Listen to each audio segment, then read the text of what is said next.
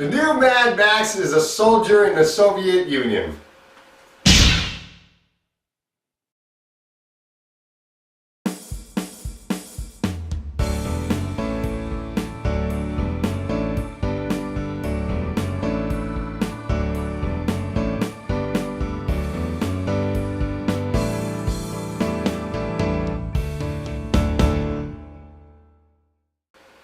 Child 44, directed by Daniel Espinosa, based on the book by Tim Robb-Smith, starring Tom Hardy and Naomi Rapace.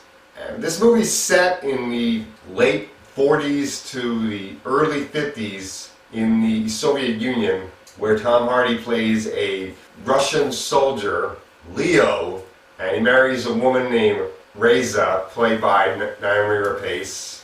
And he gets kicked out of the Soviet military because his wife is accused of being a traitor, so they're forced to live in another part of Russia instead of Moscow. And while this is going on, he's trying to solve this murder case. There is a serial murderer killing children, and he's trying to find out who it is. This is a really good movie. Despite some of the reviews I've heard, I did like this movie a lot.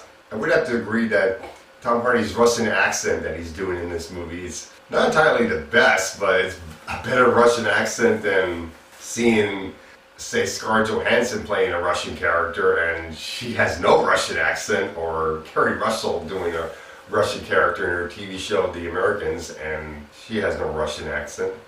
So at least Tom Hardy's trying. And Naomi Rapace, she is really good in this movie. I really did like her. The back and forth that Naomi and Tom have is excellent. They really work well together. They were great in The Drop, and they're great in this movie. Then there's Gary Oldman. He is in the second act, I think, of the movie, and he's really good as well. I kind of wish you had more of him because he's in the poster and he's not in as much of the movie as you would think. Jason Clarke shows up in the movie as well. He's pretty good for what little time he has. And Vincent Cassel is in the movie as a Soviet soldier, and he was very good. And then there's Joel Kinnaman, who was Run All Night, and he's very good in this movie too. The drama of this movie is very good. The parts about which is the main focus, the child murderer, that is really good, and the politics of the movie is done pretty well.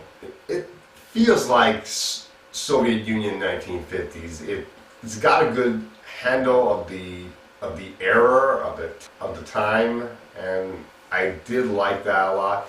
The negatives are the film can drag a little bit, and there's Tom Hardy's Russian accent that he's trying to do, and the fact that there's not enough Gary Oldman in the movie. But aside from that, it is a very good movie. I did like this. I'm going to give this movie a B. Definitely check this movie out.